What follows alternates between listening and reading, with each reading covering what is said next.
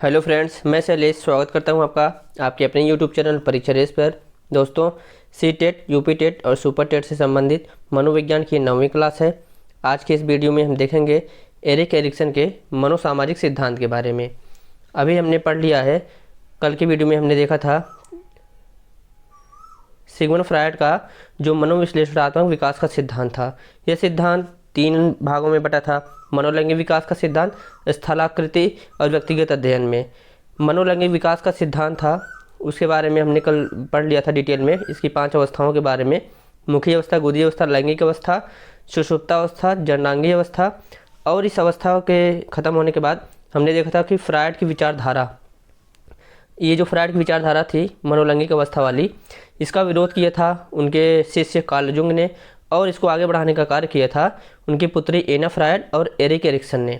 आज हम देखेंगे एरिक एरिक्सन ने मनोलैंगिक विकास के सिद्धांत को किस तरीके से मनोसामाजिक विकास के सिद्धांत के रूप में बदला है और क्या क्या और चीज़ें उसमें बताई है। एरिक एरिक्सन को नव फ्रायडवाद का जनक भी कहा जाता है, क्योंकि इन्होंने फ्रायड की विचारधारा को आगे एक नए रूप में लेकर आए थे। आज हम देखेंगे एरिक एरिक्सन के मनोसामाजिक विकास के सिद्धांत के बारे में। अगर आप इस चैनल पर पहली बार आए हैं तो परीक्षा रेस यूट्यूब चैनल को सब्सक्राइब कर लीजिए। अगर आपको इन सब का पीडीएफ चाहिए तो ज्वाइन कर लीजिए हमारे टेलीग्राम चैनल परीक्षा रेस को। आप टेलीग्राम पर जाकर सर्च कर सकते हैं। आइए देखते हैं क्या है एरिक एरिक्सन का मनोसामाजिक विकास का सिद्धांत। एरिक एरिक्सन मूलतः जो है जर्मन के थे, लेकिन ये अमेरिका में रहने लगे थे, इसलिए इन्हें जर्मन अमेरिकन कहा जाता है। जर्मन अमेरिकी मनोवैज्ञानिक थे ये। इन्हें नव फ्रायडवाद का जनक कहा जाता है, और इसके साथ साथ इन्हें पश्चात का नियम, मतलब इसके जन्मदाता भी कहा जाता है। इन्होंने पश्चात का नियम दिया था। यही जो इनका सिद्धांत है, इसे ही पश्चात का नियम भी कहते हैं। पश्चात का मतलब ये है कि जैसे इन्होंने अपने सिद्धांत में 8 अवस्थाओं के बारे में बात कही है। तो इन्होंने बताया है कि प्रत्येक पहली अवस्था जो है हमेशा जो है दूसरी अवस्था के लिए जिम्मेदार होती है। मतलब कि जैसे पहली अवस्था है विश्वास बनाम अविश्वास, इसके बाद जो दूसरी अवस्था आती है स्वतंत्रता बनाम शर्म, ये हमेशा निर्भर होती है विश्वास बनाम अविश्वास पर। इसी प्रकार जैसे दूसरी अवस्था पहली पर निर्भर है, उसी प्रकार तीसरी अवस्था दूसरी पर निर्भर है। ऐसे इन्होंने बताया था कि प्रत्येक अगली अवस्था हमेशा उसके विकास के लिए उसकी पिछली अवस्था जिम्मेदार होती है। इसलिए इस नियम को कहा जाता है पश्चात का नियम। ये जो मूलतः जो है इनका जो फोकस था, फ्रायड ने जैसे बताया था ईड, ईगो, सुपर ईगो, यानी ईदम, अहम और पराहम। अहम जो होता है वो नैतिकता के लिए मुख्य रूप से जिम्मेदार होता है। जिसका अहम जितना प्रभावशाली होता है उसका व्यक्तित्व तो उतना प्रभावशाली होता है। तो इन्होंने जो है अहम पर अधिक बल दिया था, इसलिए इन्हें अहम मनोवैज्ञानिक के रूप में भी जाना जाता है। इनकी प्रसिद्ध पुस्तक है childhood and society. Childhood and society, इसी पुस्तक में इन्होंने अपना मनोसामाजिक विकास का सिद्धांत, या फिर कह सकते हैं पश्चात का नियम दिया था। इन्होंने इसी नियम में बालक की 8 अवस्थाओं के बारे में बात की है, और इसे भी जीवन अवधि विकास सिद्धांत भी कहा जाता है। आइए देखते हैं क्या है इनकी अवस्थाएं, और उन अवस्थाओं के बारे में हम डिटेल से पढ़ते हैं। सबसे पहले देखते हैं कि मनोसामाजिक विकास के सिद्धांत के बारे में और क्या क्या चीज़ें हैं। फ्रायड के सिद्धांत में परिवर्तन करते हुए मनोलैंगिक के स्थान पर मनोसामाजिक विचारधारा को बढ़ाया था। इन्होंने जो है फ्रायड ने जैसे मनोलैंगिक विकास का सिद्धांत दिया था, उन्होंने उस शब्द का विरोध होने के बाद इस शब्द को परिवर्तित करके एरिक्सन ने मनोसामाजिक विकास का सिद्धांत दिया था। इन्होंने अपनी पुस्तक चाइल्डहुड एंड सोसाइटी में पश्चात का नियम दिया था। अभी हमने इसको देख लिया है। यह नियम कहता है कि पिछली अवस्था के व्यवहार का प्रभाव अगली अवस्था में होता है। वही बात कि प्रत्येक जो है अगली अवस्था का विकास हमेशा उसके पिछली अवस्था पर निर्भर करता है। इनका सिद्धांत जो है 8 अवस्थाओं में विभाजित है। आइए देखते हैं कि पहली अवस्था है विश्वास बनाम अविश्वास, जिसे कह सकते हैं ट्रस्ट वर्सेस मिसट्रस्ट। ये जन्म से लेकर 18 माह तक की अवस्था होती है। अगर देखा जाए तो ये शैशवावस्था का काल होता है। जन्म से लेकर 18 माह तक की वह अवस्था होती है जब बालक जो है शिशु पूरी तरीके से अपने माता पिता पर निर्भर होता है। माता पिता अगर समय समय पर उसकी आवश्यकताओं की पूर्ति करते रहते हैं तो बालक का अपने माता पिता के प्रति विश्वास बढ़ता जाता है, उनके ऊपर जो है उनका विश्वास बढ़ता जाता है। लेकिन अगर वहीं पे माता पिता अपने बालक की, उस बच्चे की आवश्यकताओं की पूर्ति नहीं करते हैं तो उसके अंदर एक तरीके का अविश्वास का भाव पैदा होता है। तो यहीं पे लिखा है कि माता पिता के द्वारा बालक की आवश्यकताओं की पूर्ति निर्भर होता है कि विश्वास बनाम अविश्वास, मतलब विश्वास होगा कि अविश्वास होगा। इसके द्वारा जो बालक के अंदर शील गुण का विकास होता है वो होता है आशा बनाम निराशा।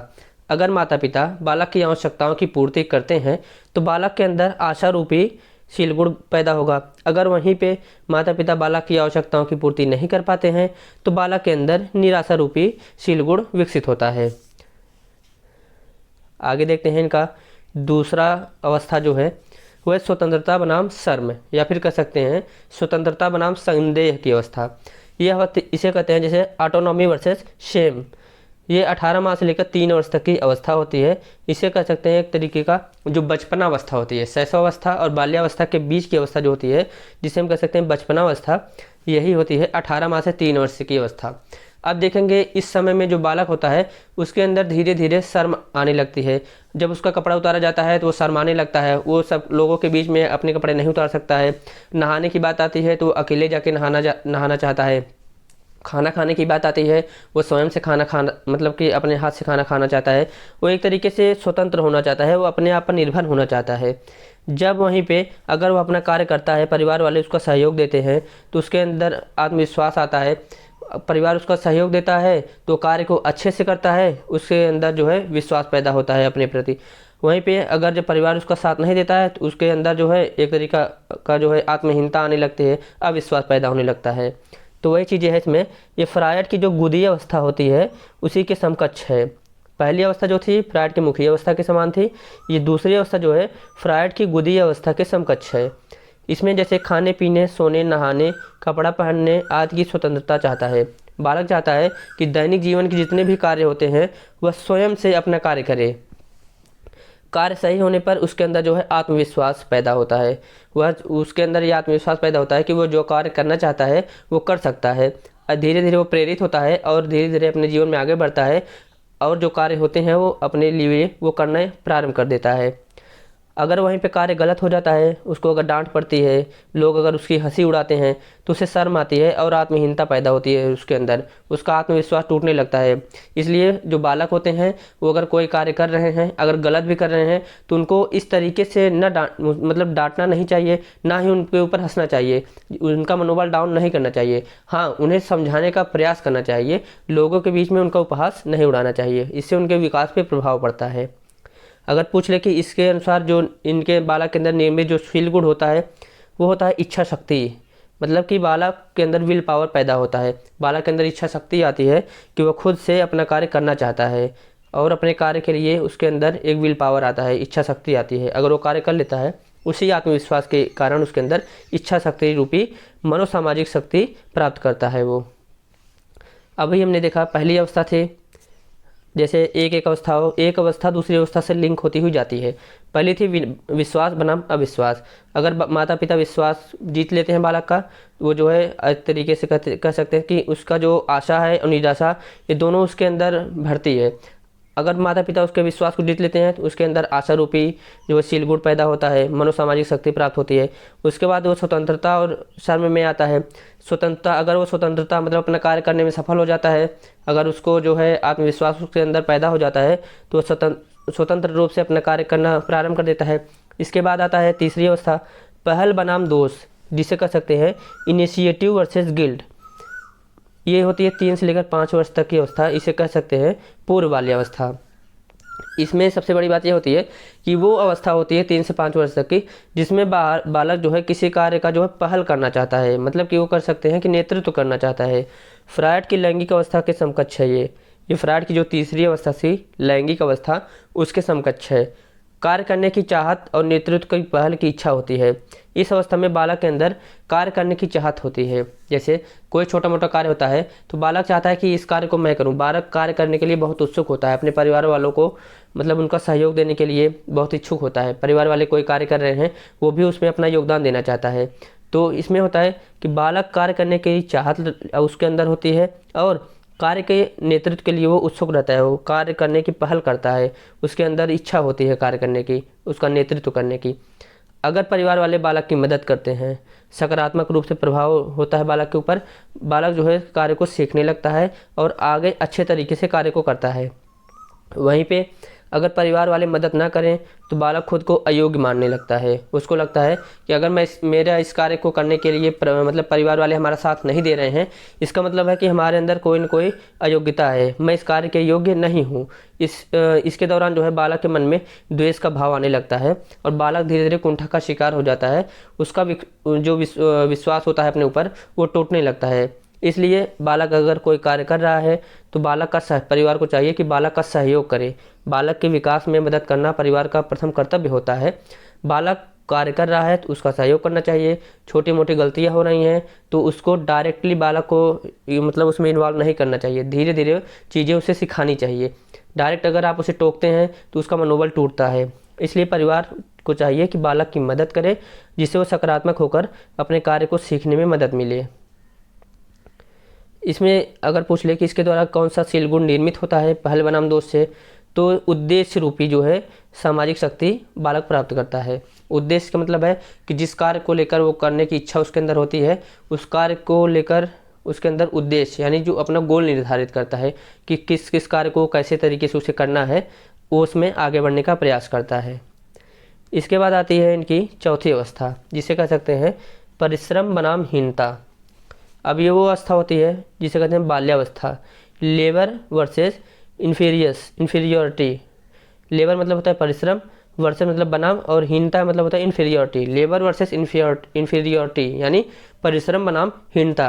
ये 6 से लेकर 12 वर्ष की अवस्था होती है, जिसे उत्तर बाल्यावस्था या फिर बाल्यावस्था ही कह सकते हैं। इसमें क्या होता है, ये सिगमंड फ्रायड की सुसुप्तावस्था, जिसमें जो है उनका लिबिडो जो है निष्क्रिय हो जाता है। बालक अपने कार्यों में, अपने विद्यालय कार्यों में, खेल कूद में अपने लिबिडो का इस्तेमाल करता है और इसमें लिबिडो मुख्यतः निष्क्रिय हो जाती है। उसकी ऊर्जा जो है कार्यों में लगने लगती है।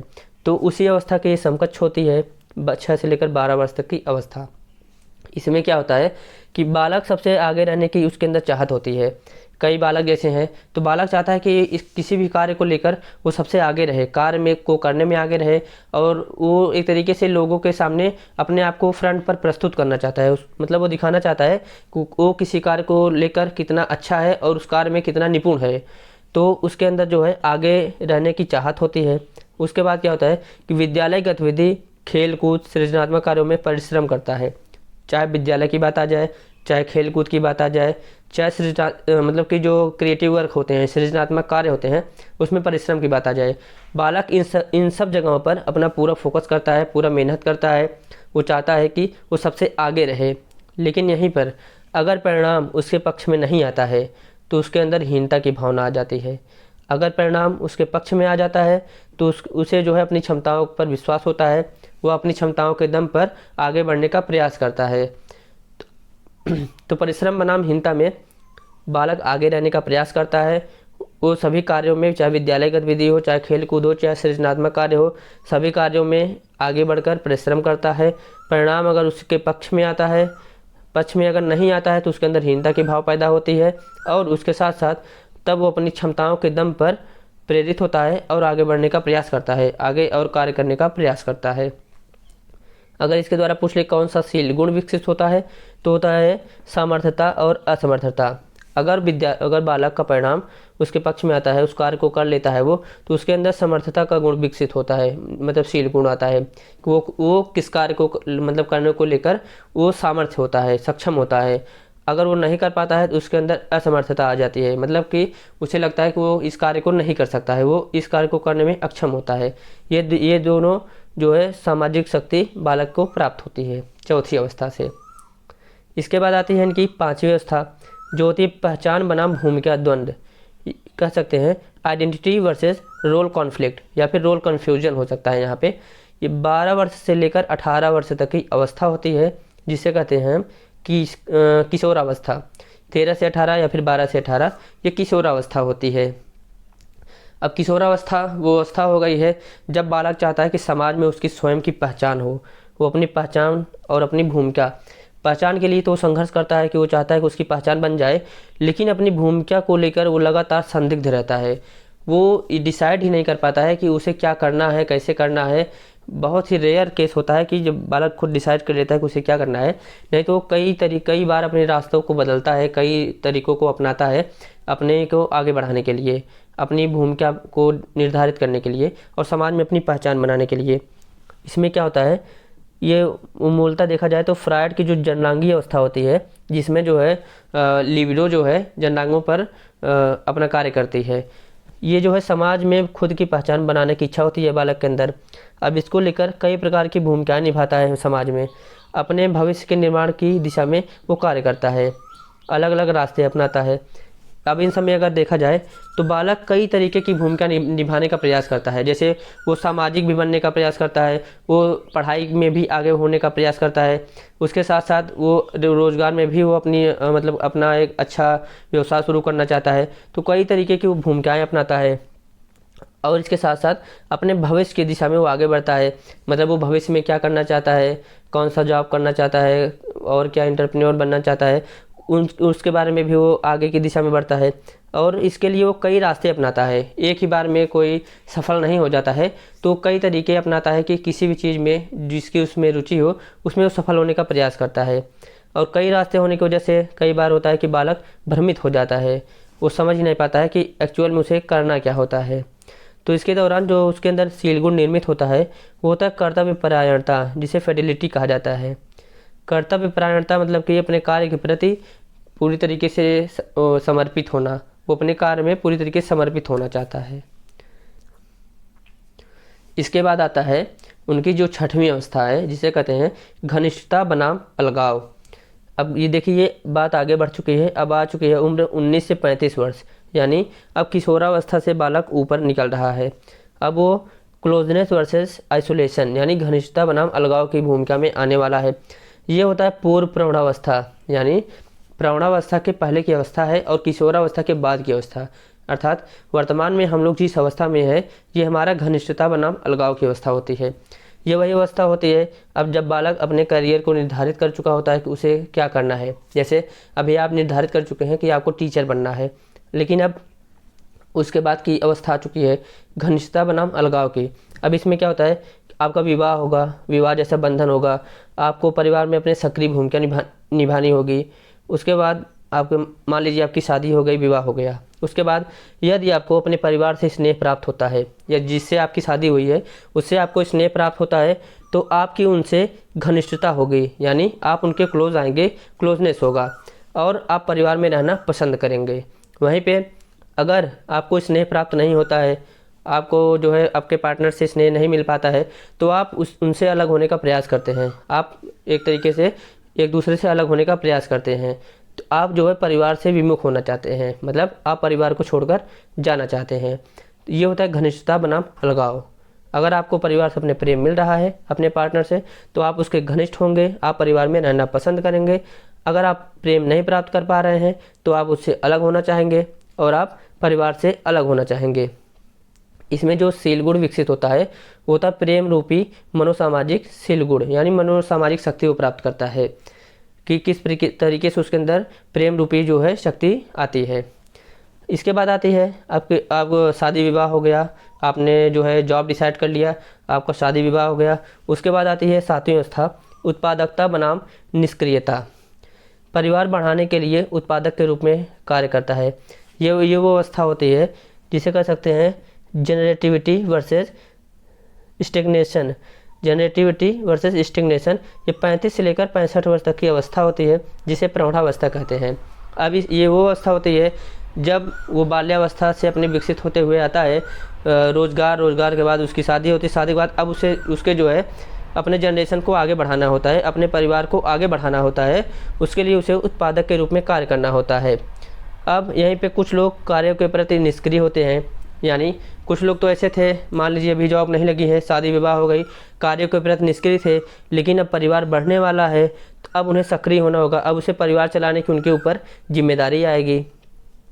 अब जिम्मेदारी आ गई उनके ऊपर तो क्या करेंगे, वो उत्पादक रूपी शक्ति उनके अंदर आएगी और परिवार को देख रेख करने की उनको जो है एक तरीके से उनकी जिम्मेदारी मिल जाएगी।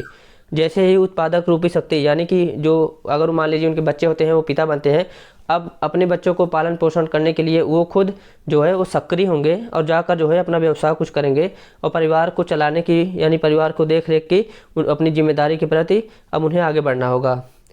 अगर पूछ ले इसमें शील गुण कौन सा आता है, तो देख रेख रूपी मनोसामाजिक शक्ति प्राप्त होती है। मतलब अब उनका परिवार बढ़ चुका है, अब उन्हें अपने परिवार के प्रति जिम्मेदार होना होगा। परिवार की देख रेख के लिए उनके अंदर जो मनोसामाजिक शक्ति विकसित होती है। इसके बाद आती है 8वीं अवस्था और जो इनकी आखिरी अवस्था है, इसमें है ईमानदारी बनाम निराशा। अब क्या हुआ, आपकी जॉब लग गई, आपकी शादी हो गई, आपके बच्चे भी हो गए, आपका परिवार आगे चल रहा है। अब आप आखिरी अवस्था में हैं जिसे कहते हैं ईमानदारी बनाम निराशा, यानी इंटीग्रिटी वर्सेस डिस्पेयर। ये 65 प्लस वाले जो होते हैं, यानी 65 साल के बाद जब आप वृद्ध होते हैं, आप वृद्धावस्था में जाते हैं, तब व्यक्ति अपने जीवन का, अपने गुजरे हुए समय का विश्लेषण करता है, मूल्यांकन करता है कि उसने अपनी ज़िंदगी में क्या किया है। अगर उसका जो पिछला समय है, अपना जो उसका बीता हुआ समय है, पिछले समय में उसने कोई कार्य किया है, अगर उसने संतोषजनक कार्य किया है, भाई परिवार के लिए अच्छा पैसा कमाया है, परिवार के सुख सुविधाओं के लिए अच्छा कार्य किया है, परिवार को अपने सुविधाएं दिया है, वो संतोषजनक परिणाम पर पहुंचेगा। उसकी परिवार में अपने एक तरीके की धौक रहेगी, उसके अंडर में पूरा परिवार रहेगा, उसका पूरे एक तरीके से रौब रहेगा अपने परिवार के ऊपर। अगर वह संतोषजनक कार्य किया है तो ये सब उसके अंदर रहेगा। और अपने जो है वृद्धावस्था में आराम से चारपाई पे लेटा है, उसे संतुष्टि की अनुभूति हो रही है कि हाँ, हमने अपने परिवार के लिए कुछ किया है, मुझे जो है बहुत सोचने की ज़रूरत नहीं है। वहीं पे अगर वो ऐसा कोई कार्य नहीं किया है, परिवार को भटकने के लिए ये छोड़ दिया है, किसी तरीके से अपनी ज़िंदगी बिता ली है, अब 65 प्लस हो चुका है, अब वो बिस्तर पर पड़ा है, अब वो जो अपनी ज़िंदगी का मूल्यांकन करता है उसे असंतोष होता है। मतलब उसे लगता है कि हाँ, हमने परिवार के लिए कुछ नहीं किया है और ना ही अपने मतलब कि वृद्धावस्था के लिए कुछ किया है। अब क्या होता है, अब यहीं पर उसे अपनी बुद्धि से जीना होगा। आपने परिवार के लिए कुछ किया भी नहीं है, अगर आप अपने परिवार पर धौंक जमाने का मतलब प्रयास करेंगे तो बच्चे उठा के पटक देंगे, सीधी सी बात है। आपने एक तो उनके लिए कुछ किया भी नहीं है और आप रोब झाड़ रहे हैं, तो बच्चे कहेंगे चुपचाप जो है पड़े रहिए। इसलिए जो बुद्धिमान होते हैं वो अपनी बुद्धिमत्ता से अपनी ज़िंदगी बिताते हैं कि हाँ, हमने परिवार के लिए कुछ किया नहीं है, जो मिल रहा है नमक रोटी खा के ज़िंदगी बिता लो भाई, धीरे से निकल लो। अगर पूछे इसमें शील गुण कौन सा आता है, तो होता है संतुष्टि और बुद्धिमत्ता। यानी जो अपनी ज़िंदगी से संतुष्ट होते हैं, जिन्होंने परिवार के लिए अच्छा कार्य किया है, वो संतुष्टि की ज़िंदगी होती है, उनके अंदर संतुष्टि का शील गुण आता है। और जिन्होंने बुद्धिमत्ता से मतलब कि जिन्होंने परिवार के लिए कार्य नहीं किया है, असंतोष होता है, वो बुद्धिमत्ता से अपनी ज़िंदगी बिताते हैं। तो ये था एरिक एरिक्सन का मनोसामाजिक विकास का सिद्धांत। अगर आप इसको एक बार और देखना चाहें, देखिए एरिक एरिक्सन का जो मनोसामाजिक सिद्धांत है, परीक्षाओं में चाहे सीटेट की परीक्षा हो, चाहे यूपी टेट की परीक्षा हो, कोई भी टेट की परीक्षा हो, कहीं न कहीं इनसे एक प्रश्न जरूर पूछ लिया जाता है। इसलिए आप विशेष रूप से इन पर ध्यान दीजिए। 9 फ्रायडवाद हैं, एक बार हम आइए रिवीजन कर लेते हैं। 9 फ्रायडवादी हैं, अमेरिकन जर्मन हैं, ईगो पर सबसे ज़्यादा बल देते हैं। चाइल्डहुड एंड सोसाइटी इनकी प्रमुख पुस्तक है जिसमें इन्होंने सिद्धांत को दिया है।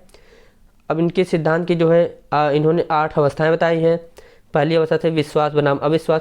एक एक अवस्था को आप लिंक करके अगर पढ़ेंगे, इनका सिद्धांत वैसे तो देखें बहुत बोरिंग लगता है, लेकिन जब आप जैसे हम बता रहे हैं एक कहानी के रूप में एक व्यक्ति का जीवन लेकर अगर आप चलते हैं आगे, उसके बचपन से लेकर वृद्धावस्था तक जाते हैं, तब आपको एक स्टोरी के रूप में सब याद भी हो जाएगा और आपको अच्छा भी लगेगा, बोर नहीं होंगे आप। देखिए सबसे पहले आती है शैशवावस्था। शैशवावस्था जैसे जन्म से लेकर 18 माह तक की है। इसमें होता है विश्वास बनाम अविश्वास, ट्रस्ट वर्सेस मिसट्रस्ट होता है। ये इनका जो फ्रायड की मुखी अवस्था के समान थी। इसके बाद आता है जब इसे परिवार ने विश्वास बना लिया है या फिर अविश्वास बनाया है, तो उसी के अनुसार बालक के अंदर आशा रूपी और निराशा रूपी मनोसामाजिक शक्ति प्राप्त करता है बालक। उसके बाद उसकी दूसरी अवस्था आ जाती है। अब बालक थोड़ा सा बड़ा हो गया है, अब वो शर्माने लगा है कि कोई उसका कपड़ा दूसरा कोई बदल रहा है, उसको दूसरा कोई नहला रहा है। अब वो उसके अंदर मतलब शर्म आने लगी है। अभी कोई छोटा सा बच्चा है 2 साल तक का, लोगों के बीच में उसके कपड़े आप उतार दें, अभी देखिए बहुत तेज गुस्सा आ जाएगा। मतलब वो पूरी तरीके से वहाँ से हटने का प्रयास करेगा, बहुत गुस्सा करेगा वो। इसलिए वो स्वतंत्रता चाहता है और उसके अंदर शर्म आने लगती है। उसके बाद अगर उसकी तीसरी अवस्था देखें, पहल बनाम दोष। अब वो थोड़ा सा बड़ा हो गया है, 3 से लेकर 5 वर्ष के बीच में है। अब वो चाहता है कि कोई भी कार्य हो उसमें वो आगे बढ़कर कार्य करे, अपने परिवार को मतलब मदद करने के लिए वो आगे बढ़कर कार्य करना चाहता है। वहीं पे अगर वो काम करने में सफल हो जाता है, परिवार वाले मदद करते हैं, तो उसके अंदर जो है मतलब उद्देश्य रूपी गुण आता है कि हाँ वो और बड़े उद्देश्य निर्धारित करता है कि और अच्छा कार्य करेगा। वहीं पे परिवार साथ नहीं देता है, तब वो निरुद्देश्य हो जाता है। उसके बाद उनकी चौथी अवस्था आती है परिश्रम बनामहीनता, मतलब कि वो अपने आप को आगे लाने के लिए यानी सबसे आगे रहने की चाहत के साथ वो बहुत परिश्रम करता है, लेकिन अगर उसमें जब सफल हो जाता है तब तो ठीक है, अगर सफल नहीं हो पाता है तब उसके अंदर जो है हीन भावना आती है, अपनी क्षमताओं पर विश्वास मतलब अपनी क्षमताओं पर उसे संदेह होने लगता है। फिर वहीं पे जो है उसके अंदर जो क्षमता होती है उसी के दम पर वो आगे बढ़ने का प्रयास करता है। अगर उसमें वो सफल होता है उसके अंदर सामर्थ्यता आती है, असफल होता है तो असमर्थता आती है। इनके बाद आती है अब उसकी पहचान बनाम भूमिका हो गई। अब वो जो है पहचान बनाम भूमिका में आ जाता है आइडेंटिटी वर्सेस रोल कॉन्फ्लिक्ट, यानी वो समाज में अपनी पहचान तो बनाना चाहता है, किशोरावस्था में पहुंच चुका है 12 से 18 वर्ष में, चाहता है कि समाज में उसकी पहचान हो, लेकिन वो इतने प्रकार के कार्यों में उलझ जाता है कि उसे डिसाइड ही नहीं कर पाता है कि उसे करना क्या है। तो ये होती पहचान बनाम जो है भूमिका मतलब भूमिका द्वंद्व। इसमें कर्तव्य परायणता की जो शील गुण आता है। इसके बाद आता है इनका छठवां, अब किशोरावस्था के बाद आता है जो पूर्व प्रौढ़ावस्था। अब पहचान बनाम भूमिका हो गई, समाज में अपनी पहचान बनाना चाहता है। उसके बाद अब वो चाहता है कि उसे मतलब कि रोज़गार भी मिल जाए। रोज़गार मिलने के बाद अब उसका जो शादी विवाह का समय आ जाता है। 19 से लेकर 35 वर्ष तक उसका शादी विवाह होता है। अगर परिवार में वो मतलब जिससे उसकी शादी हो रही है उससे स्नेह प्राप्त कर रहा है, परिवार से स्नेह प्राप्त कर रहा है, तो उनके साथ उसकी घनिष्ठता बढ़ेगी दोनों में, और परिवार में वो रहना पसंद करेगा। अगर वहीं पे प्रेम नहीं प्राप्त कर पाता है तब वो परिवार से अलग होने का प्रयास करेगा, परिवार से हट जाना चाहता है, अलगाव की भावना आती है उसके अंदर। ये इसमें जो प्रेम रूपी मनोसामाजिक शक्ति प्राप्त करता है।